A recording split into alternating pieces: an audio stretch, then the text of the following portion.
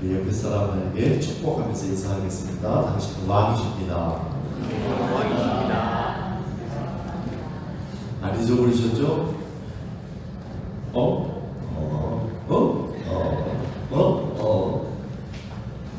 자기 시계를 앞에 손목에 차고 여기 있네? 어디 갔지? 여기 있네? 이게 바보 대회에서 1등한 사람이라는데 우리가 우리의 정체성을 자꾸 잊어버리고 있다. 정신 차리시기 바랍니다. 옆에 사람이 다시 한번 정말 나는 주님과 함께 땅에서 1000년 동안 세세토록 왕도로 들어가는 왕이다. 이렇게 부름받았다. 그래서 믿으시고 또한 옆에 사람이 그렇기 때문에 예우를 갖춰서 축복하고 교제하고 그런 것이 옆에 사람 다시 한번 말하십니다. 진심으로 축복해 주시옵소서. 자, 한번 따라합니다. 따라하는 게 아니고 1장 뭐였죠? 나라와 제사장. 5장 나라와 제사장인데 그 나라와 제사장이 하는 일이 왕노릇입니다. 땅에서 왕노릇. 20장 1000년 동안 왕노릇. 22장 세세토록 왕노릇. 1장 5장 20장 22장 기둥이 쫙 이렇게 있는데 계시록만 그런 게 아니고 창세기 열자마자 왕노릇 다스립니다. 그리고 계시록에 왕노릇 우리를 그런 신분으로 하셨는데 우리끼리 하는 건 아니고 그리스도와 더불어 왕노릇 하고 싶어요. 그래서 그분의 통치를 받는 영역마다 여러분이 스스로 왕의 역할을 감당할 수 있을 줄 믿습니다. 오늘은 다가올 미래에 대해서 말씀을 나누려고 하고 그 다음 날은 몰랐던 미래에 대해서 말씀드리려고 하고 내일 아침에 그리고 내일 저녁에는 그리운 미래에 대해서 말씀드리려고 해요. 계시록을 바탕으로 하지만 오늘 조금 더 확장을 해서 안목을 좀 넓혀서 이렇게 보려고 합니다. 두 학생이 있는데 한 사람은 낙제를 하지 않기 위해서 공부를 합니다. 여기 그런 분들 계실 거 아니에요? 한 사람은 A+ 받으려고 그리고 내가 정말 알아야 될 게 있지 학생 때 이런 마음으로 공부를 해요. 누가 행복할 것 같아요? 누가 공부를 잘할 것 같아요? 우리 신앙생활은 똑같아요. 막 불합격할까봐 그거 안 하려고 신앙생활 하는 정도로 살아가는 사람이 있는가 하면 점수에 연연하지 않고 그냥 공부를 하는 거예요. 그러면 상위권에 들고 이렇게 되는 거거든요. 그래서 지금 우리 신앙생활 하는 데 있어서도 막 F1 좀 안 받으려고 천국 가는데 미끄러질까봐 이런 식으로 생활을 하면은 재미도 없고 신앙생활이나 긴장하는 거 누가 해라고 생각하는 거 짐이 되는 거죠. 오늘 조금 우리 마음이 너무 깊어졌으면 좋겠어요. 그러려면 뭔가 이렇게 파악을 해야 돼요. 앞일에 뭐가 발생할지 모르고 막 그러고 긴장될 수 있는데 아직 못 겪어봤었고 대충 이럴 것이야 이렇게 예상을 하면은 좀 마음이 안정이 되거든요. 여러분 어저께 오늘 안 살아보셨죠? 그리고 어저께 오늘 살 것에 대해서 막 염려하고 걱정하고 그랬어요? 그냥 편안하게 오늘을 맞이했죠? 그런 겁니다. 우리가 아니까 내일도 뭐 크게 다르진 않을 거야. 지금 우리 인류의 역사가 사실은 막 요동치고 그러는 것 같아도 사실은 어떻게 보면 그냥 하나님 손바닥 아니잖아요. 그런 일들이 진행되는데 우리가 한번 눈을 열어서 그 하나님의 경륜에 대해서 조금 살펴보려고 합니다. 그림을 한번 볼까요?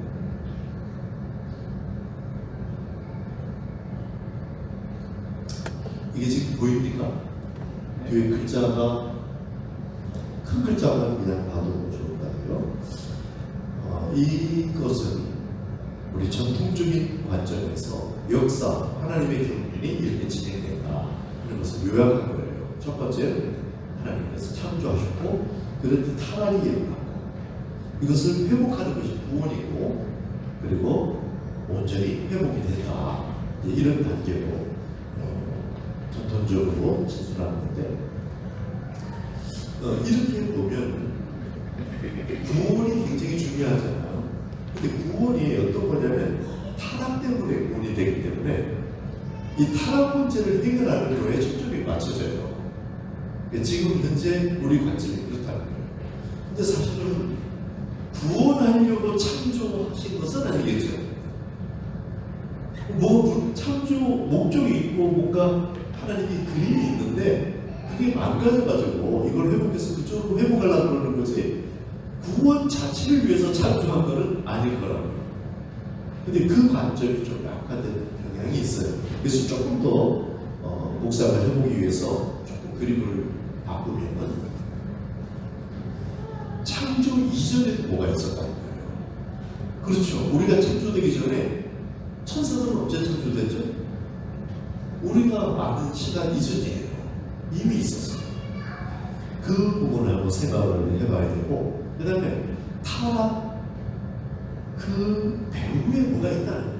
그냥 우리끼리 뭐 사람을 따먹고 이렇게 해서 된 게 아니고 뭔가 거기에 배후가 있는데 그게 뭐 사탄만 있는 것이 아니라 또 하나님이 거기에 그냥 없는 상태로 발생한 일은 아니고 이런 것도 있다는 거예요. 이런 것을 살펴볼 필요가 있고 또 구원 이후에 어떤 일이 진행돼야 되는가 하는 것도 좀 살펴볼 필요가 있고 그리고 회복이라고 하는 것이 사실은 완성이에요. 창조의 완성. 하나님이 어떤 우주를 가지고 시간과 공간과 물질을 창조하셨고 그러니까 우리가 지금 오늘을 살고 내일을 살고 이게 하나님의 시간을 계속 주시는 거예요. 근데 이게 그냥 있는 게 아니고 용도가 있다는 거예요. 그 용도를 완성시켜요. 우주가 막 이렇게 크고 미세하고 아름답기도 하고 신비하기도 하고 이것을 완성하는 그런 일을 하나님께서 하시려고 한다. 이렇게 보니까 이 구원에 있어서 조금 더 많이 말을 못해서 이것을 좀 더 심화된 형태로 좀 이렇게 펼쳐서 그림을 한번 그려봤어요. 다음 그림을 보면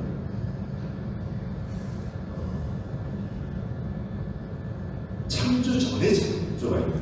아까 첫 그림에서는 창조서부터 시작이 되죠. 근데 사실 여기는 영원서부터 시작합니다. 영원, 제목되게 영이에요. 영원이에요. 영원에서 창조 전에 하나님께서 창조한 것이 있다는 거예요. 그리고 마귀가 타락을 하는 거죠. 그리고 창조가 있는 거예요. 그러면 이렇게 보는데 하여튼 조금 더 봅시다. 창조를 하고 그 뒤에 사람이 통치함으로 하셨는데 그 사람이 타락을 합니다. 지금 5번이에요. 그림이 안 나와 있나요? 제 그림은 좀 다르니까 괜찮아요. 그 그림. 사람이 타락을 합니다. 그리고 그것 때문에 예수님이 이 땅에 오시죠. 그리고 시간이 지금 이 시점부터 예수님이 오시기까지 오늘 사실 이 부분을 이제 보려고 하는 건데 열방의 구원이고 이스라엘을 하나님과 구원이 이루어져. 그리고 예수님이 드디어 오십니다. 그게 이제 구원이죠. 그리고 자 예수님이 재림하시면 어린아이 혼인잔치 요한계시록 몇 장이죠? 네? 19장. 그러면 천년왕국은 20장, 새하늘과 새 땅은 22장이죠. 그러면서 완성이 되는 최종 하나님의 마음이 거기에 성취가 되는 그 그림을 그렸는데 이런 관점에서 하면은 죄만 해결하는 문제가 아니라는 거예요. 인류 역사 전체를 향한 시선이 열리게 되어 있어요. 아까 그 그림에서 보면 좀 좁을 수가 있는데 근데 좀 넓게 보는 거예요. 그래서 성경 전체 내용으로 시선이 확장될 수가 있습니다. 그리고 구원도 그냥 내가 천국가는 사람으로 변화되는 그런 게 아니고 이 땅에서 성화의 것 이런 것들을 생각하고 겪어야 될 일들 이런 것들을 생각하면서 이제 성장해가고 관점이 열려되는 거죠. 자칫 잘못하면 인간론 그랬을 때 인간론을 인죄론이라고도 해요. 조직신학을 공부하다 보면 그러니까 인간의 죄 문제를 다루는 것에 집중해서 이게 자꾸 보게 된다는 거죠. 그 문제는 중요하죠. 죄의 문제 때문에 엉클어졌으니까. 그러나 죄가 해결된 다음에 그걸 뭐 하려고 하시나 하나님이 그쪽 분야가 약하단 말이에요. 그래서 이렇게 성수, 성화의 부분, 영화 이런 부분에 대해서 우리가 기대를 가지고 안고 열리고 그럴 때 우리 여기서 살아가는 삶이 계속 성숙으로 성장해야 하는 그런 삶으로 나아갈 수 있다. 그래서 오늘은 창조의 완성인 그 직전에 어떤 일이 있는지들을 한번 살펴보려고 해요.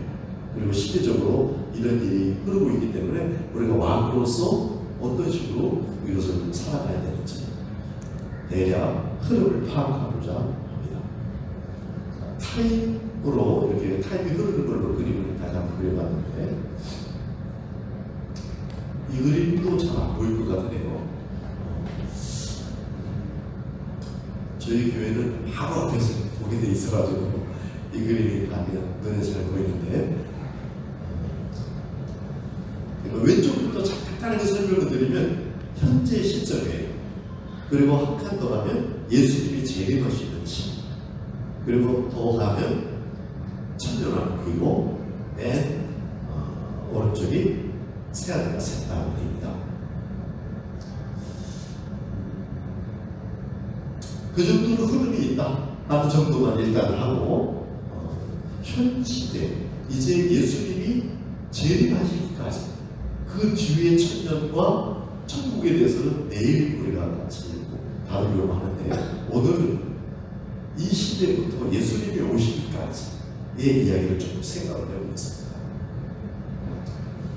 종말론이라고 하는데 사실은 역사가 종말이 이루어지기 전에 내가 먼저 갈 수도 있죠.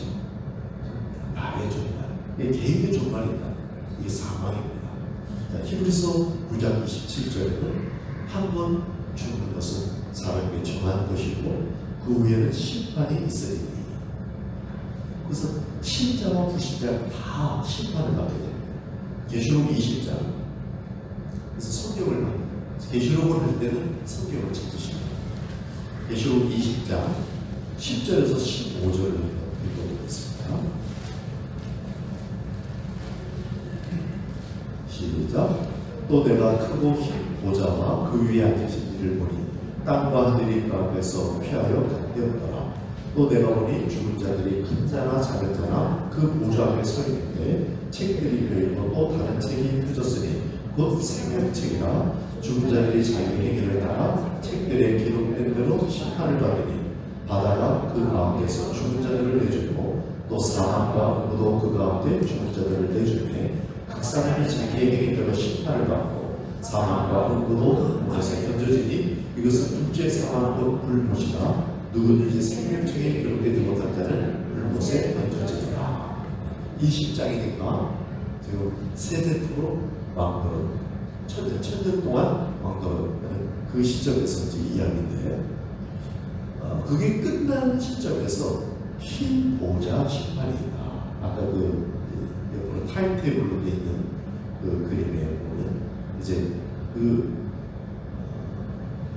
천년왕국이 끝나고 흰 보좌 심판이 있는데 이때 이 본문에 보면은 책들이 펴있고 다른 책이 펴져 있다. 그랬어요. 한 권의 책이 있고 여러 권의 책이 있다 이 말이에요.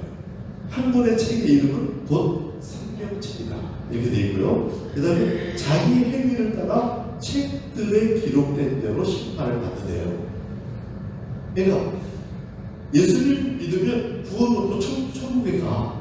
이게 끝이 아니라는 거예요.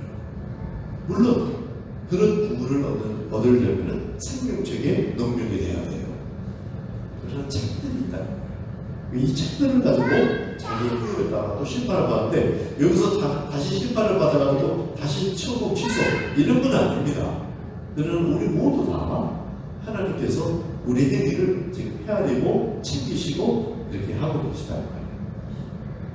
여러분들이 쌓은 좋은 일들 그런 것들을 하나님께서 놓치지 않고 챙기고 계시다. 여러분 좀 겁나기도 하죠. 내가 잘못한 거. 그런 것들은 여러분이 회개를 안 하면 다 기억을 하시겠죠. 근데 회개를 하면 기억도 안 하신다. 회개는 예수님의 이름과 보혈을 의지해서 회개를 하는 거죠. 그러면 예수님께서 그것을 해결하도록 그렇게 해주셨고, 이것을 막 크게 소리를 지르고 막 세게 믿어야 되고, 그렇지 않으면 단단히 믿는 게 예수님께서 나의 죄를 끌어안고 죽어주신 거야. 그것을 그냥 믿으면 돼요. 그리고 생각나는 죄들이 앞으로 생기고 그러면 그때마다 생각나는 것마다 호흡하듯이 더러운 것을 내뿜듯이 이것이 죄였습니다. 잘못했습니다. 이렇게 하나님께 회개를 하면 이것이 떨어져 나간다는 거예요. 그래서 이 회개책에 없어서 하나님께서 우리가 내가 뭐 잘못했어요. 그때 이런 생각이 나요. 막 이렇게 얘기하면 기억이 안 나. 기억이 안 난다고. 그것을 믿으시기 바랍니다. 그리고 여러분이 지금 쌓는 좋은 일들을 하나님께서 책임지고 계시다. 그러니까 한 번 죽는 것은 사람에게 정할 것이고 그 후에는 심판이다. 그러니까 구원 얻으면 끝, 천국 가면 끝. 그게 아니다.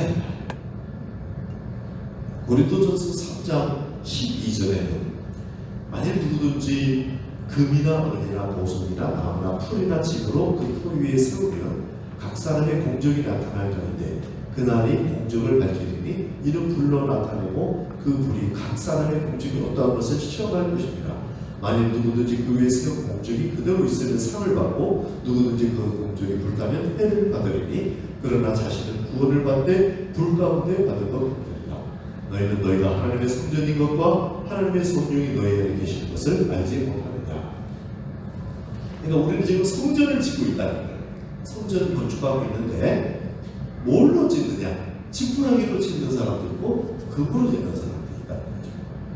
그래서 나중에 불로 이것을 한번 좀 태워볼 건데 타버리는 사람이 있고 남는 사람이 있다. 확 다 타버리면 어떡하죠? 그 사람은 구원을 받되 불 가운데 받은 것 같아요. 부끄러운 구원을 받게 됩니다. 구원이 취소되는 건 아니에요. 그러나 부끄러운 그런 구원을 받게 됩니다. 그러니까 우리는 지금 벽돌을 쌓고 있는 거예요. 매일매일 우리의 행위, 우리의 언어, 우리의 삶이 지금 하나님 앞에서 성전을 짓고 있는 겁니다. 오늘 여러분 뭘로 지었어요? 지푸라기로 지은 거 아닌가요? 아니면 황금으로 지으셨나요? 금 같은 믿음으로 지은 그것을 하나님께서 이렇게 지금 챙기고 있고 지금 나의 성전을 지금 건축하는 사람입니다. 모든 일상, 모든 사역 하나님의 아이디어로부터 우리의 일상이 나왔어요. 아침에서 일어나서 저녁에 누울 때까지 이게 그냥 된 게 아니고 하나님의 아이디어예요. 이 순간순간에 우리는 지금 계속 벽돌을 쌓고 있는 거죠. 근데 잘못 쌓은 것은 회개해서 치워야 돼요.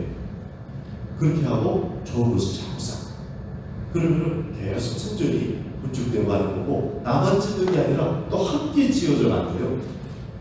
그래서 선교, 참성전 건축이에요. 목회, 신앙생활, 참성전 건축이에요. 선교 그룹 막 가서 사진 찍어서 보내고 그 사람이 많이 있고 그게 아니고 그 사람들 안에 성전이 지어져 가고 있는가. 이건 사진이 안 찍히거든요. 근데 하나님은 알아보신다. 챙기신다. 지금 여러분이 일상에서 밥을 짓고 누구에게 말을 하고 직장에서 일하고 이게 지금 벽돌을 쌓고 있는 건데 뭘로 쌓고 있느냐? 믿음으로 하지 않는 모든 것이 중요하다. 믿음으로. 그럼 야 이거는 하나님 나라하고 관계 없잖아. 교회인하고 내가 지금 하는 일하고 관계 없잖아. 잘못 생각해서 그래요. 지금 왕은 하나님께서 맡겨주신 아벨모사로 지금 왕의 본질을 가지고 딱 숨어가지고 사는 거거든요. 아벨 감찰을 하는 중에 왕들이. 그래서 사람들이 못 알아보고 그건 좋은데 자기도 못 알아보고 안 된다. 내가 무슨 일을 하든지 지금 아벨 감찰을 하면서 평상시 다른 사람들하고 거의 비슷하게 살아요. 근데 그때 정체성을 가지고 마음패가 이 안에 있다. 이것도 알고 그러면서 지금 자기 신분에 걸맞는 일들을 거기서 하는 거예요. 똑같은 일상 속에서.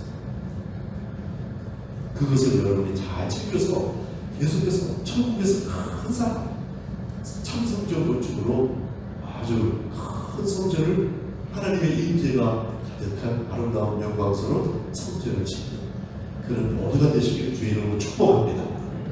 개인적으로입니다. 이것이 이 기회가 계속 있지 않고 어느 순간에 끝나는데 끝나는 순서를 나의 순서다. 언제 갈지 몰라요. 그 준비를 하고 오늘도 그 삶을 사는 것이다. 그래서 역사의 종말을 말하기 전에 그냥 우리 개인의 종말, 나의 종말이 있다는 거. 그 역사의 종말이 오기 전에 나의 종말이 먼저 있을 수도 있고 또 바뀔 수도 있겠죠. 그것을 준비해서 살아가게 되시길 바라고요. 그리고 이제 역사의 종말이 있습니다. 이것은 성경에 두 개의 예언이 되어 있는데 다니엘서 12장 4절에 보면은 다니엘아 마지막 때까지 이 말을 간수하고 이 글을 봉함하라. 많은 사람이 빨리 왕래하며 지식이 많다. 참 요즘 같은 시대가 없죠. 점점 빨라지긴 했지만 요즘 정말 초스피드죠. 인공지능까지 나와가지고 지식이 폭발하는 거예요. 인류의 지식을 막 능가해버리고 지금 이런 시대가 왔습니다. 데살로니가전서 5장 4절에는 형제들아 너희는 어둠에 있지 아니하며 그날이 도둑같이 너희에게 임하지 못하겠다. 도둑같이 온다. 그래놓고는 그런데 너희들한테는 도둑같이 예수님의 재림이 오는 건 아니다. 왜냐하면 우리들에게는 다 알려주셨어요. 힌트를 다 주셨어요. 앞으로 이제 그런 이야기들을 보면서 시대가 이쪽 왔구나. 우리가 그걸 알아차릴 수 있게 해놨다는 거예요. 데살로니가후서 2장 3, 4절에는 이 사도 바울이 누가 어떻게 하여도 너희가 미혹되지 말라. 먼저 배교하는 일이 있고 저 불법의 사람 곧 멸망의 아들이 나타나기 전에는 그날이 이르지 아니하리니. 그러니까 그날이 오기 전에 불법의 사람, 멸망의 아들이라고 불리는 그런 사람이라 살았는데 그는 대적하는 자라 신이라고 불리는 모든 것과 숭배함을 받는 것에 대항하여 그 위에 자기를 높이고 하나님의 성전에 앉아 자기를 하나님이라고 내세우느니라. 어떤 인물이 등장하냐면은 기독교만 아니라 모든 종교 위에 자기를 높이는 인물이 나타날 것이라는 거예요. 이 세계 지금 역사 속에 실제로 이런 일이 있을 것이다. 이렇게 지금 가르쳐주고 있는 것입니다. 기독교가 아니다. 그러면서도 실제로 하나님의 그 성전에 자기를 자비하고 자기를 하나님이다 이렇게 할 정도의 그런 사건이 생긴다는 거예요. 디모데후서 3장 1절에는 너는 이것을 알라. 말세에 고통한 때가 이르러 사람들이 자기를 사랑하며 돈을 사랑하며 자랑하며 교만하며 비방하며 부모를 거역하며 감사하지 아니하며 거룩하지 아니하며 무정하며 원통함을 풀지 아니하며 모함하며 절제하지 못하며 사나우며 선한 것을 좋아하지 아니하며 배신하며 조급하며 자만하며 쾌락을 사랑하기를 하나님이 사랑하는 것보다 더하며 경건의 모양을 했으나 경건의 능력을 부인하니 이 같은 자들에게서 내가 돌아선다. 세상에 막 현재가 나올 때 우리가 뉴스를 보면서 혀를 차잖아요. 저런 일이 생기니까 그러고 지금 이런 일들이 말세에 고통하는 때가 이르는데 그럴 것이다. 그런데 너희들은 거기서 돌아서 휘말리지 말라는 거예요. 그냥 참고해서 지금 시대가 이렇게 가고 있구나 이러지만 거기에 휘말려가지고 막 이렇게 하죠. 예수님이 천상에서 마지막 부탁을 하시는데 악한 자는 그대로 악하고 더러운 자는 그대로 더럽고 거룩한 자는 그대로 거룩하고 저 사람이 잘못한 것 때문에 너도 좀 잘못하지 말라 이 말이에요. 사실 나를 막 찌르고 내가 막 분이 일어나고 화가 일어나죠. 그래서 네가 잘못했으니까 나도 이렇게 하는 거야. 정당한 것 같은데 이게 넘어지는 거라는 거야. 원수가 이렇게 하거든. 원수를 축복해. 이게 네가 마음 홀름한 사람이니까 너는 그릇 아니라기보다는 네가 저 사람처럼 이렇게 딱 마음을 갖기 시작하면은 같이 넘어져서 거룩을 못 챙기니까 보호해 주기 위해서 나를 억울하게 하려고 하나님이 말씀하시는 게 아니고 나를 보호해 주시려고 그렇게 하지 마. 오른뺨을 치면 왼뺨을 내려요. 아, 이건 맞아 죽는 거 아니에요? 이러면 진짜 맞아 죽을 수도 있는 거예요. 근데 사실 오른뺨을 치는 사람들의 심리가 자기가 지금 이긴다는 거죠. 그래서 먼저 시비를 거는 거예요. 근데 약간 저주면은 자기가 이긴다는 걸 확인하고 괜찮아져요. 근데 사실은 우리는 그런 식으로 공격하는 사람들은 그런데 아주 그냥 전문가예요. 사람을 해보지 않고 싸우고 그래서 막 이렇게 하는 전문가들인데 우리는 좀 어리숙하잖아요. 막 당하고 그러는데 그러다가 화가 한번 나가지고 했는데 상대가 안 되는 거예요. 그럼 대들면 애들이 들어가. 차라리 그냥 한 대 맞고 이렇게 한 대 더 맞으면 그게 끝나요. 그러니까 사실은 예수님께서 우리를 보호해 주시려고 이렇게 말씀하시는 거예요. 제가 어렸을 때 너무 뼈저린 경험을 했어요. 제가 교회 나갈 줄 안 돼가지고 들었어요. 오른밤을 대면 오른밤을 치면 왼밤을 이거 좀 멋있다. 초등학교 6학년 때인 것 같아요. 그런 생각을 했어요. 근데 동네 친구하고 싸움이 났어요. 남자 등치가 이렇게 큰 애인데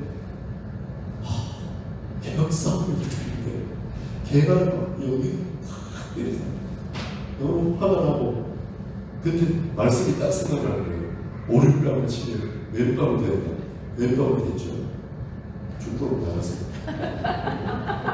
더 약이 올라가지고 때리더라고.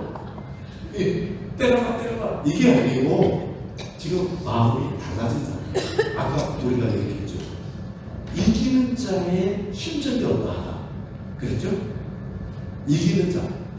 계시록 21장 6, 7절에 이기는 자는 누구랑 같았죠? 목마른 자는 복이 있다.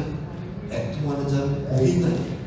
이기는 자의 심정이 강하고 담대하고 세고 이런 게 아니라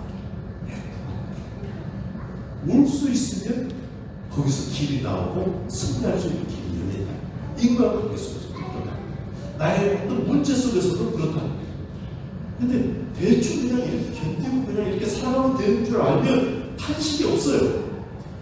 이게 아닌데 이러면 안 되는데 하는 문제의식을 깊이 가지면 안에서 탄식이 일어나게 돼 있어요. 이순신 장군의 탄식을 우리는 봤잖아요. 그냥 안 믿는 사람도 그 조각이 그냥 실험을 하는 거예요. 그러면 그 탄식에서 또 씨가 나오고 그 씨를 짓는 그 마음 속에서 행동이 나오면서 국가를 돕는 구원자 역할을 했던 거예요. 지금 우주가 세상이 탄식을 하고 있고 성경이 탄식을 하고 있습니다. 그런데 이 우주에 3대 탄식이 있는데 우리의 영이 우리 속에 또 탄식을 한다는 거죠. 여러분 안에 그 탄식이 있다는 거예요. 근데 그 탄식을 스스로 발견을 못해요. 정체성이 뭔지를 몰라요. 내가 왕인데 왜 거지처럼 하지? 이것을 팔지 않아야 탄식이 일어나거든. 근데 나 원래 거지는요. 거리가 멀지. 탄식이 안 일어나. 그러니까 애통하지가 않아. 그래서 우리는 애통하는 기도를 애통하는 기도를 구해야 돼요. 애통을 구하는 기도를 해야 돼요. 그냥 말세는 다가오는 거지. 옛날부터 그런 말을 했지. 그런쪽으로 이렇게 가는 게 아니라 이 시대에 대한 탄식 일어나야 되고 자신에 대한 탄식. 하나님 앞에서 모든 사람들에게는 길이 있는 것이다. 휘발리지 말고 돌아서 난리와 난리 소문을 듣겠으나 너희는 삼가 두려워하지 말라. 이게 뻔한 일들이라니까 지금 내가 다 이야기해 주겠죠. 너희들한테는 도둑처럼 임하지 않아 하면서 지금 예수님이 다 얘기를 해주시고, 그러니까 두려워하지 마라. 끝은 아니다. 이제 민족과 민족, 나라가 나라가 대적하고 기근과 지진이 있고 재난에 있을 거다. 심지어는 그때 사람들이 너희를 환난에 넘겨주겠으며 너희를 죽이리. 너희가 내 이름 때문에 모든 민족에게 미움을 받으리라. 1차적으로는 여기서는 유대인 기독교인들을 가르치는 것 같아요. 그러나 좀 범위를 넓히면 또 세계의 어느 지점에서도 그런 일이 벌어질 수 있죠. 자, 여기서 요는 뭐냐면 기독교인들이 환난을 겪는다는 거예요. 박해를 받는다는 거예요. 이를 피할 수 있다는 미혹하는 메시지들이 이 시대에 있어요. 기독교인들은 예수님을 잘 믿으면 환난을 피할 거예요. 이렇게 말을 합니다. 물론 하나님께서 너무 힘들 때 피할 길을 내주시고 감당할 수 없는 것을 감당할 능력을 보통 주시고 감당하지 못할 때는 피할 길을 주시기도 해요. 그러나 마치 그리스도인들은 환난을 안 당하는 것처럼, 그리고 예수님이 오실 때도 환난이 있을 건데 그 전에 예수님이 오셔서 환난 안 당하도록 우리를 싹 휴무시키고 그리고 환난이 있을 거야, 이렇게 말하는 세대주의적 그런 가르침이 있는데 사실 꼭 하잖아요. 환난을 안 당한다니까 나 그게 좋다 이런 마음이 들잖아요. 이단들이 그렇게 해서 기생하는 거예요. 실제로 성경은 말하는데 환난을 겪는다. 그래서 누가복음 2장 19절에는 너희의 인내로 너희 영혼을 얻으리라. 그렇게 견뎌야 된다. 견디는 시간이 필요하다. 그러니까 애통하는 시간이 있고 공부하는 시간이 있고 아프고 힘겨운 시간이 있는 거예요. 근데 이럴 때도 울지 않으면 안 돼요. 울어야 돼요. 우는 사람에게는 소망이 있습니다. 하나님 울 수 있어요. 안 울어져요? 감정이 나이가 먹고 그러니까 감정이 무디해져서 안 울어집니까? 애통하는 기도를 드려야 돼요. 애통하는 자는 복이 있고 나중에 기뻐하고 즐거워하는 이 애통이 기쁨으로 바뀌어야만 그 기쁨이 진품 기쁨이라는 거예요. 역사의 종말이 옵니다.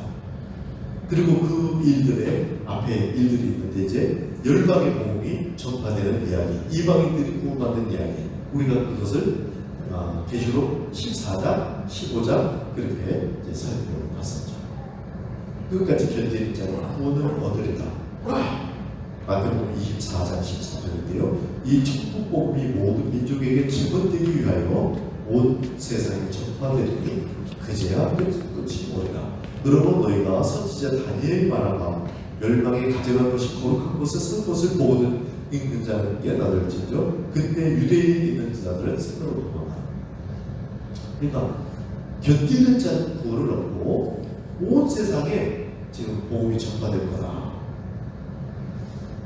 그리고 다니엘 선지자의 말을 인용하면서 예수님이 직접 이렇게 말합니다. 그때는 유대인 있는 자들은 산으로 도망가라.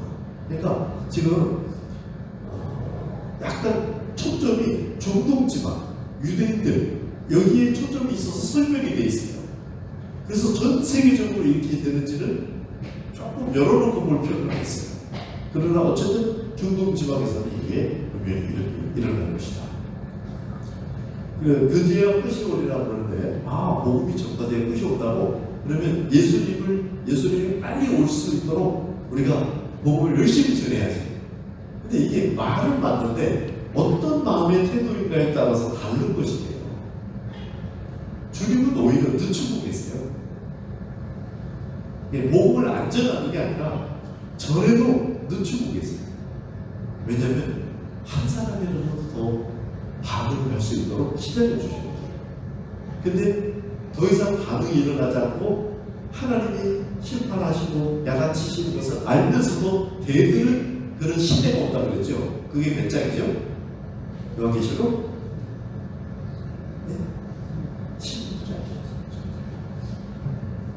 6장에 7일을 떼는 거고 16장은 7대죠. 마지막 심판이라고 그랬죠. 그 마지막 심판 때에는 대접 심판에는 구원이 없어요. 구원받는 이야기가 없고 오히려 심판을 받는데도 이를 갈면서 하나님께 되돌아가요. 그러니까 더 이상 기회를 줘도 구원이 일어나지 않는 시대에 있다는 거죠. 단체로 사이코패스처럼 되는 거예요. 사람들이 하나님을 향해서. 그래가지고 그러면 이제 더 이상 시간을 주면은 어떤 일이 있겠어요? 구원은 일어나지 않고 하나님의 사람들은 너무 힘들어지는 거죠. 그래서 하나님의 사람들이 신론을 합니다. 언제까지 기다려야 합니까? 이렇게 신론을 하니까 하나님도 어쩔 수 없이 마감을 해야 돼요. 그게 예수님의 오시는데. 그래서 그때와 시기에는 굉장히 지금으로 보면 우리가 다 아는 것 같아도 유동적이라는 거죠. 자, 복음이 그러면 다 전달했으면 됐어. 막 빨리 전해야 돼. 그게 아니라 복음의 내용도 내용이지만 하나님이 당신을 기다리셔요. 지금 그런 태도와 문화와 분위기가 전달돼야 돼. 그게 복음이 전달되는 거예요. 1, 2, 3, 4 교우리가에게 전파되는 것이 중요한 게 아니라 하나님의 그 심정이 전파되는 것이 지금 이방인에게 전파되는 그런 거겠죠. 그리고 또 시간이 흐르면 이스라엘이 환란을 받으면서 대대적인 구원이 일어난다는 예언을 성경은 하고 있습니다. 그래서 우리가 이스라엘에 생각 안 할 수가 없어요. 그러나 이스라엘이 특별히 주기 위해서는 아니보다는 이스라엘을 거기서 시작해서 거기로 돌아갔기 때문에 역사를 얘기할 때 이스라엘을 얘기할 수밖에 없죠. 우리는 선교는 이스라엘을 선교하는 거라기보다는 이스라엘을 포함해서 선교하는 것입니다.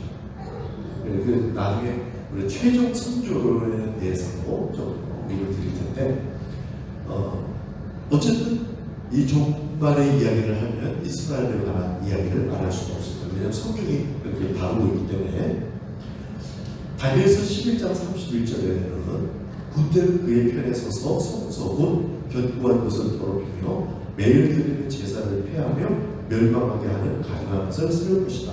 이렇게 예언이 있고 이것이 그대로 마태복음 24장 15절에서 22절에 멸망에 가증한 것이 거룩한 곳에 섭것을 깨닫거든 보거든 읽는 자는 깨달을진저 유대인 자들은 산으로 도망할지어다. 이게 예수님이 직접 이렇게 인용하면서 이건 실제 역사 속에 일어날 사건이라는 것을 확정을 해주시고 있습니다. 자, 그러면 이제 예수님이 오시기 직전에 대환란이 있다는 거예요. 자, 그림을 한번 그려보시면 역사적 전천년설, 세대적이죠 전천년설. 이 그림도 위에 역사적 전천년설이라는 거고 밑에가 세대주의적 전천년설이라는 건데 지금 큰 그림 윤곽만 보셔도 되겠어요. 자, 위에 그림을 보면 현재 이제 왼쪽에서 오른쪽으로 이렇게 시간이 흐르는 겁니다. 현재 이 시간이 지나면 이제 7년이라는 기간 동안에 집중적인 환란 기간이 올 것이라는 거예요. 지금 아직까지는 우리가 성경을 다 일일이 안 살펴봤지만 일단 육각부터 볼게요. 그리고 예수님이 오셔서 그것을 정리를 끝냅니다. 그러면 천년기가 시작이 돼요. 그리고 마지막에 아까 우리가 책과 책들이 떴다는 장면이 있었죠. 그게 흰 보좌가 아닌데 흰 보좌에 앉아서 심판을 하신다 이런 뜻으로 어떤 분들은 백보좌 심판 이렇게도 말해요. 백색이라는 뜻이에요. 흰 보좌 심판이 있고 그리고 새하늘과 새 땅이 열리는 그런 순서로 되는데 여기서 요점은 뭐냐면 교회는 환난을 통과한다 안 통과한다 이 그림의 이야기. 교회는 환난을 겪어야 하는 거예요. 이 그림에서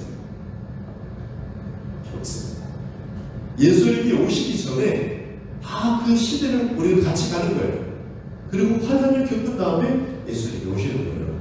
그러니까 교회도 환난을 겪는 것입니다. 이게 역사적 전천년설의 특징인데 이것은 초대 교회에서부터 이렇게 믿었어요. 그리고 역사 속에 실제로 천년왕국이라는 기간이 있을 것이다 라고 믿는 그래서 역사적 전천년설이에요. 이름이. 그런가 하면 최근에 20세기 초에 스코필드라는 사람이 성경 주석을 쓰면서 조금 다르게 이것을 해석했는데 그게 밑에 그림이에요. 사실 여기 이단들이 기세가 납니다. 이 자체가 이렇게도 볼 수 있다 하는 견해들이 있어요. 근데 문제는 이것을 이용해서 이단들이 거기에 투표하고 기생을 합니다. 어떤 내용이냐면 현지에서 어느 시점에서 예수님이 공중에 재림을 하세요. 그러면 우리는 거기서 휴거가 되고 그 다음에 7년 환란이 시작돼요. 그러면 교회는 환란을 겪는다 안 겪는다? 안 겪는다. 이게 가르침이에요. 좀 좋은 것 같죠? 그러면 환란을 안 겪고 올라가면 좋을 것 같은데 하나님이 교회 살아가시는 하나님이 교회를 환란 피하게 하시겠지. 그 논리는 안 맞습니다. 왜냐하면 지금 사랑하는 하나님이 계시는데 불구하고 왜 이렇게 아플까 하는 사람들이 너무 많아요. 하나님이 신경이 없어서 사랑이 없어서 그런 게 아니고 분명히 하나님은 진정하시고 사랑의 하나님인데 너무나 아픔을 겪는 일들을 하나님께서 지금 허용을 해놓고 계세요. 뭔가 이유가 있거든요. 그래서 그 논리와 마찬가지로 교회는 사실은 7년의 이 환란을 통과하도록 돼 있다고 하는 거예요. 여기서 안 통과하는 걸로 얘기하기 때문에 환란을 기피하려고 예수님을 고대하는 것도 순수한 목적이 아니고 피하기 위해서 현실을 도피하고 그래서 흉노를 소망하고 여기에 이단들이 기생하는 거예요. 자극적이고 공포적이고 막 이렇게 해갖고 재림신앙 그러면 전통교회에서는 잘 말을 안 하고 이단들이 자꾸 말을 하는데 그러니까 사실 우리도 잘 모르고 있는 거예요. 그래서 지금 우리 중에도 환란을 교회가 통과할까요? 안 할까요? 하니까 통과할 것 같은데 이렇게 생각이 나온다는 자연스럽게. 근데 실제로 통과를 하는 것입니다. 물론 성경의 이 기록들은 중동 지방을 중심으로 해서 기록이 되어 있기 때문에 전 세계적인 현상인지는 불분명해요. 환란이 집중되는 그 내용에 대해서. 그러나 어쨌든 일반적인 기독교에 대한 그런 박해라면 전 세계적일 수 있다는 것은 그거는 자연스러운 것 같고요. 다니엘서를 보면 이 일이 정말 역사적으로 있을 일이라는 것에 대해서 성경 여러 군데가 말을 하고 있습니다. 다니엘서 7장에 보면은 성도들이 그의 손에 붙임받아 한때와 두때와 반때를 지나리라. 이게 무슨 말이에요? 한때, 두때, 반때. 이게 1년, 2년, 그리고 반년. 그럼 총 몇 년이에요? 3년이죠. 이 7년이 반으로 또 나눠져요. 그래서 앞에 7년은 환난의 기간이라고 하지만 그렇게 느껴지지 않아요. 그걸 거짓 평화라고 합니다. 뭔가 우리가 적그리스도 이런 얘기를 하는데 적그리스도라는 말도 그 존재만 적그리스도라고 하는 게 아니에요. 예수 그리스도를 적대시하는 건 다 적그리스도예요. 근데 그때 특별한 인물이 등장한다는 거죠. 그래서 어쨌든 평화적인 그런 기간이 한 3년 반 정도 있고 그 뒤에 3년 반 동안에 이게 깨지는 거예요. 약속을 깨뜨리면서 억압이 박해가 시작되는 그런 기간이 있을 것이다 라고 말을 합니다. 다니엘서 9장 24절에도 이렇게 말을 합니다. 내 백성과 내 건강성을 위하여 이른 이래를 기한으로 정했다. 그러니까 이스라엘 유대인들을 향해서 지금 예언이 되어지는 거예요. 다니엘에게 지금 얘기하는 거니까요. 70일을 기한으로 정했다는 거예요. 그러면서 자세히 설명을 합니다. 25절에 그러므로 너는 깨달아 알지라 예루살렘은 중건하라는 영이 날 때부터 기름 부음을 받은 자 곧 왕이 일어나기까지. 누굽니까? 예수님이죠. 그죠? 예루살렘을 중건하라는 영이 일어날 때부터 예수님이 나올 때까지, 그때 7일에와 62일에, 합법 몇 일이죠? 69일에. 여기서 1이라는 것은 7일 단위를 얘기하는데, 그러니까 7년이 될 수도 있고 7주가 될 수도 있고 이렇게 하는데, 여기서 보면은 연이라는 것을 우리가 그냥 자연스럽게 알 수 있어요. 그러니까 69일에가 지날 것이요, 그 곤란한 동안에 성이 중건되어 광장과 거리가 세워질 것이며, 69일의 후에 기름 받은 자가 끊어져 없어질 것이며, 그러니까 예수님이 지금 십자가에 못 박히는데 그때까지가 69일이라는 거예요. 70일을 정했는데 요거 지금 나눠놨죠. 그리고 장차 한 왕의 백성이 와서 그 성읍의 성소를 무너뜨리려니와 그 마지막은 홍수에서 휩쓸리가 될 것이며 또 끝까지 전쟁이 있으니 황폐할 것이 작정되었느니라. 그리고 마지막 한 일회가 있는데, 그러면 예수님이 끝난 다음에 7년 만에 뭐가 벌어진다는 거잖아. 근데 지금 2000년이 지났는데? 이렇게 생각할 수 있죠. 근데 이 예언은 뭐라고 단서를 붙여놨냐면, 내 백성과 내 거룩한 성을 위하여 70일에, 그러니까 지금 유대인의 타임이 흘러가는 거예요. 그리고 69일에서 지금 이 유대인의 타임은 정지하고 이방인의 시간이 지금 다시 흐르고 있는 겁니다. 그리고 어느 시점에서 이제 다시 카운트다운이 시작되는데, 7년간의 유대인의 시간이 7년간 있는데, 그게 바로 7년 대안한 기간이라는 거예요. 근데 그것이 3년으로 나눠집니다. 자, 여기에 70일이라는 69일에 이렇게 이름을 썼기 때문에 이걸 7년으로 계산을 하면 숫자가 정확하게 나오잖아요. 483년이 나와요. 계산하면. 그러면 예루살렘 중건하는 영을 어디로 뭐냐 여러 차례가 있었거든요. 처음 바벨론에 끌려갔다가 사로하는 거, 그 다음에 에스라가 돌아오는 거, 느헤미야가 활동하는 거, 이런 여러 차례가 있었기 때문에 어느 시점으로 보면 이게 딱 떨어지냐면 에스라가 복귀한 그 시점으로 하면 이게 딱 떨어져요. 그래서 예수님이 소천하는 그 시간까지가 484 은근으로 얘기해야 돼요. 그러니까 정말 성경은 굉장히 진지하게 이렇게 얘기하고 있다. 그런데 예수님이 오시는 날을 우리가 알 수 없는 것은 계산적으로 이렇게 갖고 몇월 며칠 올 거야 이런 것은 불가능하게 되어 있다는 거예요. 왜냐하면 이방인의 타임이 지금 흐르고 있고, 또 카운트다운이 가능한 것은 그 7년의 그 기간, 그것은 가능하게 되어 있다 하는 거예요. 우리는 이것을 파악하고 알기 때문에 이렇게 지금 시대가 흐르는 것을 알 수가 있게 된다는 거죠. 그러니까 어떤 사건이 터지고 바퀴가 시작되면 3년 반이 나옵니다. 예수님 오시기까지.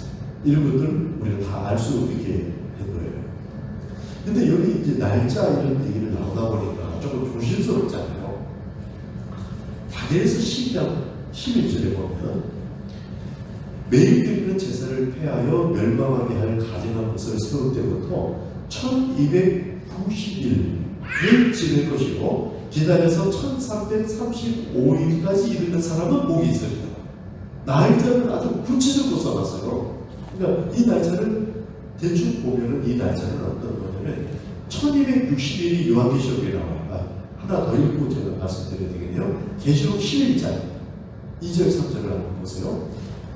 거기에 보면 성전 바깥 마당을 점령하지 말고 그냥 들어와. 이것은 이방인에게 주었은즉 그들이 거룩한 성을 42달 동안 짓밟으리라. 내가 나의 두 증인에게 번제를 주리니 그들이 굵은 베옷을 입고 1260일을 예언하리라. 이게 되죠. 자, 11장은 두 증인이죠. 이 두 증인이 등장한 이때가 일곱 마지막 째 나팔이 부를 때예요. 그죠? 마지막 나팔. 그러니까 예수님의 재림이 있는 그 시점을 이제 앞뒤로 해서 지금 얘기를 하는데, 이때쯤에 42달 동안 거룩한 성을 짓밟으리라. 42달이 얼마큼이죠? 1년이 12달입니다. 몇 년이에요? 3년 반이잖아요. 그 다음에 두 증인이 1260일간 예언을 한다. 이때 활동을 한다는 거예요. 1260일을 역시 한 달에 30일로 하면은 계산을 해보면 이게 또 3년 만이에요, 정확히. 그래서 일부러 3년 만이라는 시간을 실제 시간이라는 것을 알려주기 위해서 42달이라고 얘기했다가 1260일이라고 했다가 한때 두때 반대라고 얘기했다가 여러 가지 해서 틀리지 않도록 일부러 요한계시록 안에 이렇게 장치를 해놓으셨다 하는 겁니다. 그래서 정말 대환란이 이제 시작되면 대환란이라고 우리가 확 눈치를 못 챌 수도 있어요. 왜냐하면 3년간은 약간 거짓으로 이렇게 돌아가기 때문에. 그리고 정말 대환란이다 하는 그 3년만이 시작되면 정말 예수님이 오실 때가 가까운 것이죠. 그때 짐승들과 거짓 선지자들이 활동을 할 것이라고 마태복음 24장에 예수님이 직접 말씀하십니다. 거짓 선지자가 많이 일어나 많은 사람을 미혹하겠으며 불법의 선악으로 많은 사람의 사랑이 식어지리라. 그러나 끝까지 견디는 자는 구원을 얻으리라. 계시록 13장 4절 보세요. 자, 13장이 뭐죠? 11장 두 중인, 12장 한 여인, 13장 네? 두 짐승이 뜻하는 거잖아요. 근데 이것은 브리핑하는 거다. 옛날 얘기 좀 브리핑하는 거다. 이렇게 말씀드렸죠. 그 시점인데 용이 짐승에게 권세를 주므로 용에게 경배하여 짐승에게 경배하여 이르되 누가 이 짐승아들이야 누가 능히 이와 더불어 싸우려 하더라. 또 짐승이 가장 되고 신성노릇을 말하는 힘을 받고 또 42달 동안 일할 권세를 받으리라. 이거 몇 년이에요? 3년간 얘기가 또 나와요. 그러면서 8절까지 가면은 죽임당한 어린 양의 생명중에 창세 이후로 이름이 기록되지 못하고 이 땅에 사는 자들은 다 짐승에게 경배하리라. 누구든지 귀가 있거든 들을지어다. 사로잡을 자는 사로잡을 것이요 칼에 죽을 자는 마땅히 칼에 죽을 것이니 성도들의 인내와 믿음이 여기에들이라. 그러니까 성도들이 인내가 필요한 이유는 이런 일들을 겪을 그 시간을 통과한다는 거죠. 그리고 계시록 16장에 보면 이제 뭐 동방의 왕이 하고 아마겟돈 전쟁이 준비되는 그런 상황을 얘기하고, 그리고 이제 예수님이 재림하는 날이 옵니다. 그때 마태복음 24장에는 큰 나팔 소리와 함께 천사들을 보내리니, 자 요한계시록에서 마지막 나팔, 큰 나팔 언제죠? 12장이에요. 그러니까 지금 타이밍이 쭉 흐르면서 예수님의 재림 실정이 복음에서 얘기한, 바울이 얘기한 그 타임하고 11장에서 이제 일치가 되는 거예요.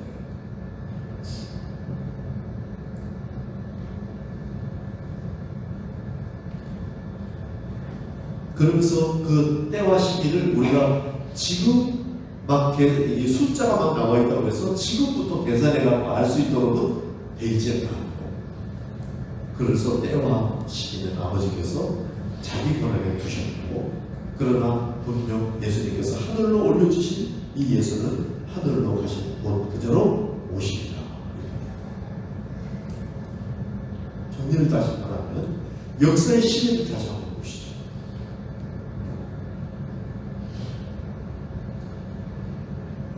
하나님의 경륜이 영원에서부터 시작해서 창조 전에 창조를 하십니다. 영계가 창조되고 천사들이 창조되고 이런 일이 있습니다. 그런데 이게 다 준비 과정이었다는 거예요. 우주가 창조돼요. 지금 우주가 얼마나 커요. 근데 지구에 지금 우리 사람이 이렇게 사는데 이 존재를 지금 염두에 두시면서 이 큰 우주를 창조하셨다는 거예요. 그러니까 우리가 여기서 그냥 이렇게 저렇게 살다가 뭐 이렇게 가는 거, 그런 정도가 아니라는 거예요. 하나님의 아이디어 속에 뭔가 우리가 상상력으로 또 따라잡을 수 없을 만큼 굉장한 마음을 품으시고, 근데 그것을 지금 거룩이라고 말하는 거예요. 그럼 우리는 거룩 그러면 또 축소해서 이해하죠. 이게 깨끗하게 하는 건가? 이렇게 생각하는데 거룩은 하나님께만 쓰는 단어거든요. 근데 내가 거룩하니 너희도 거룩하다. 그리고 그 거룩하신 영께서 우리 안에 들어와 버리시고, 하나님이 힘을 좋으니까 밖에서 이렇게 말하고 도와주고 얼마든지 이렇게 살수 이 땅에서 이렇게 사는 것 같으면 그 정도 도와주셔도 되잖아요. 할 수 있잖아요. 그렇게는 안 하시고 그분이 친히 거룩한 영이라는 이름을 아예 지어가지고 오시고, 그리고 악한 자는 악하고 더러운 자는 더럽고 거룩한 자는 그대로 거룩히 해라. 왕도로 그것만 해라. 육사빌딩에 유리창 닦는 사람처럼 밑을 쳐다보고 막 이래서 겁내지 말고 유리창만 닦아라. 이렇게 한다. 한 가지만 하고. 그런데 그게 어떤 일이 아니에요. 우리 일상 속에서 굉장히 허드렛 일이 가고 일상으로 진행되고 하는 이 반복적인 일 같은데 이 안에 지금 거룩의 벽돌을 쌓아가는 그 순간순간들로 지어져 있다. 하나님께서 그것을 완성하시려는 마음을 먼저 품으신다 상태에서, 영혼에서. 그래서 이 영광을 예수님이 가졌다가 예수님 때문에 우리에게 영광이 왔다가 이 영광을 예수님께 다시 하나님께 올려드리는데 너희도 이 영광에 참여하리라. 이 영광이 뭔지 모르는 거예요. 우리는 너무나 하여튼 좋은 거겠죠. 근데 영광이라는 단어 외에 다른 단어로 말할 수 없는 거죠. 그러나 여러분의 상상력을 발휘하시는 거예요. 그냥 마음속에 우리 연민이라는 단어 정리해봤잖아요. 연민 그러면 사전에 나오는 그 연민 말고 적어도 박병민 씨가 생각하는 정도의 연민, 뭔가 우울증과 그냥 복잡한 정서가 탁 들어있는데 사랑이야. 또 다른 말로 말하는 그런 것처럼 영광이었습니다. 그리고 찬송을 할 때 영광 할렐루야 뭔가 다를 것 같지 않으세요? 그리고 요한복음 4장 5장에 그 예배하는 장면이 있단 말이에요. 그 예배하는 장면을 보고 잘 이해가 안 되는 경우가 많은데 사실 이것도 좀 들여다보면 여러분 예배할 때마다 이 이미지가 잡히면 정말 예배자로서 깊은 예배를 드릴 수 있어요. 우리 교회 청년 하나가 서울에서 아주 큰 교회에 찬양단, 근데 거기 찬양단 이름이 R45래요. R45. 영어로 말하면 R45. R45. 그게 뭔가? 뭘 것 같으세요? 계시록 4장 5장에 뭐가 있죠? 천상의 예배가 있잖아요. 그래서 계시록 4장 5장이래요. 그 찬양단이. 그럼 야, 그 정도 이름을 지을 정도면 뭔가 있을 것 같은 거예요. 그래서 이제 그런 교육을 한답니다. 예배자로서 교육을 하고. 근데 거기서 그 청년이 그 얘기를 교육을 들으면서도 뭔가 감이 안 난대요. 4장 5장 가르쳐주고 했는데 감이 안 난대요. 그래서 이제 저희 교회에서 같이 신앙생활을 하면서 SBM을 하는 거예요. 셀프 바이블 메디테이션 포 멀추리티, 셀프 성경 묵상을 하는데 4장 5장 그거 하고 싶다는 거예요. 그래서 이제 했거든요. 그리고 달라졌어요. 와, 뭔가 알겠다는 거예요. 같이 이야기하고 묵상하고 이렇게 하면서 이게 예배였구나 하면 인상이 생겼다는 거예요. 그래서 예배하면 그런 이미지가 있기 때문에 그냥 뭐가 확 올라가는 거야. 저도 도움을 많이 받았고요. 4장 5장을 SBM을 하면서 저도 예배의 그 이미지가 달라졌어요. 계시록 너무너무 깊고 좋은 책이에요. 그래서 실무하지만 우리가 너무 어렵다고 볼 필요가 없고, 그래서 많이 읽으시기 바라고. 자, 창세 전에는 창조가 있었고 마의 타락이 있고 창조가 있었고 사람의 통치가 있고 쭉 이렇게 흘러서 지금 우리는 어느 시점을 얘기하냐면 예수님의 초림에서부터 예수님의 재림까지 이 이야기를 했고 내일 그 다음 부분 영원한 완성까지의 이야기를 내일 나눌 거예요. 그래서 오늘은 몇 가지 우리가 챙겨야 될 이야기가 뭐냐면 지금 하나님의 의중을 따라서 완성을 향하여 이 시대가 가고 있는 것이다 라는 그림을 가지고 있어요. 큰 그림이죠. 적어도 이런 정도의 그림을 취하고 있으면 좋겠고요. 그 다음에 과정 중에 환난, 어려움, 우여곡절을 겪도록 디자인하셨다. 하나님이 그걸 알아야 돼요. 예수를 믿으면 불편함을 없애고 환난을 피하고 이렇게 되지를 않고 그것을 겪도록.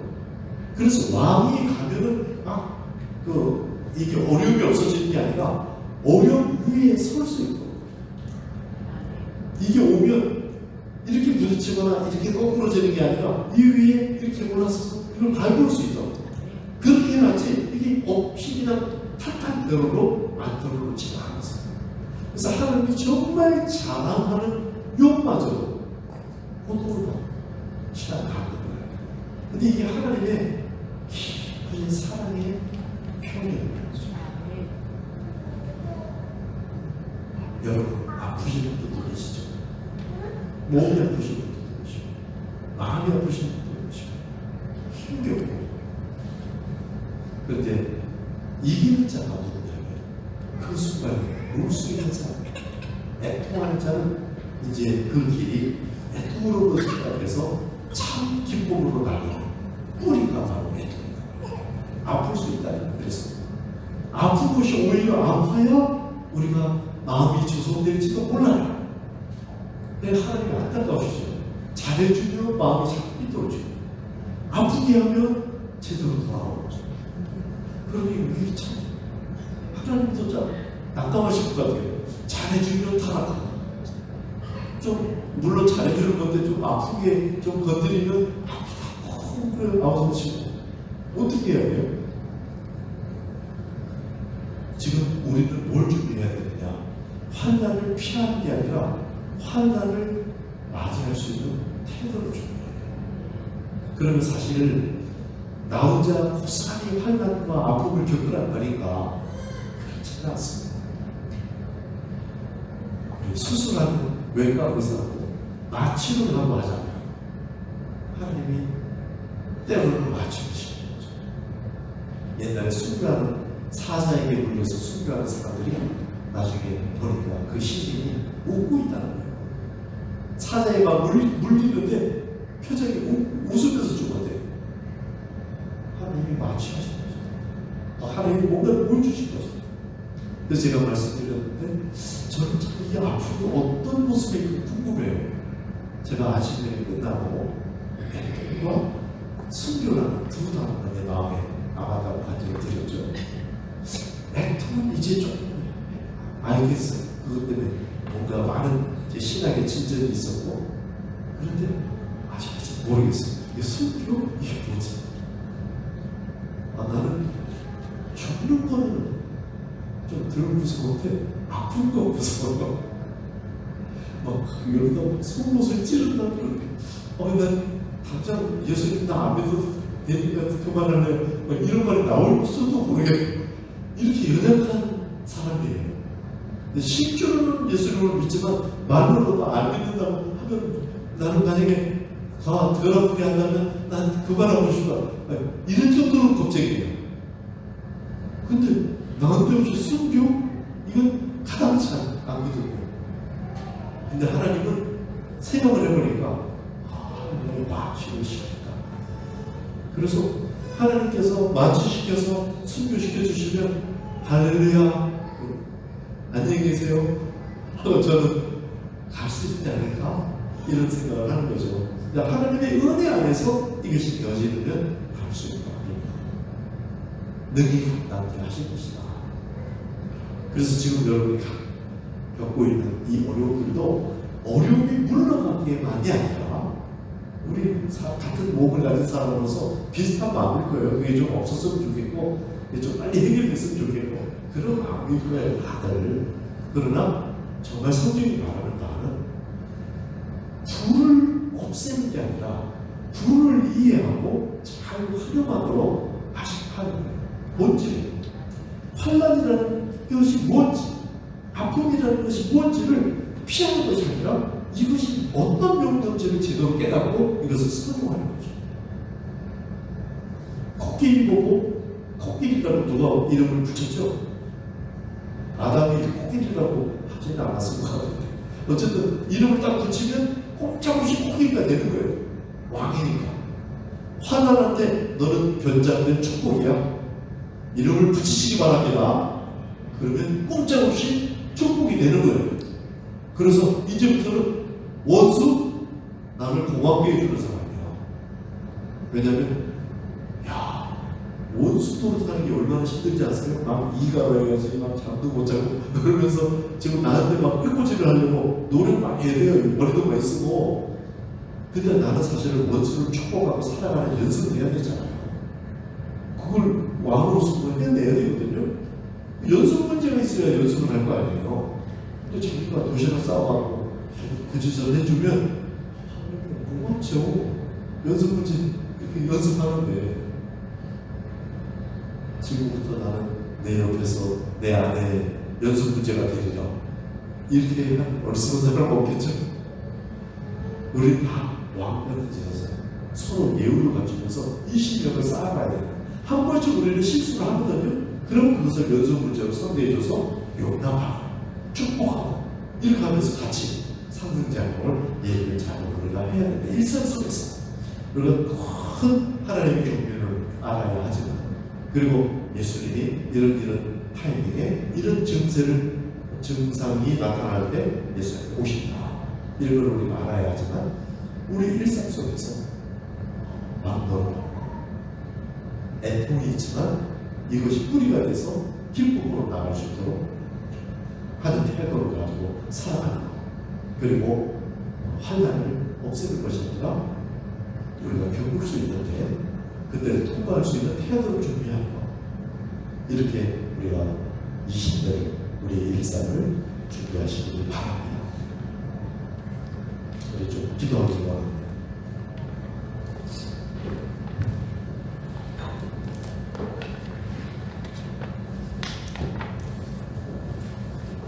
요번에 계시록을 많이 묵상하시면서 계속해서 본성성경을 읽고 이렇게 하면서 계시록의 그 줄기를 가지고 완전히 나에게 오고 그런데 계시록을 아는 것도 중요하지만 아는 게 중요합니다. 아는 게 중요하지만 여기서 지키는 것, 지키는 것을 지켜야 돼요. 그것은 왕노릇하는 것입니다. 그 왕노릇하는 자, 이기는 자의 정체성, 그 내면은 애통하는 자요, 목마른 자의 것입니다. 그 마음을 부어주옵소서. 그 마음 일어나게 해주옵소서. 그런 마음으로 이 시간 기도하기를 바랍니다.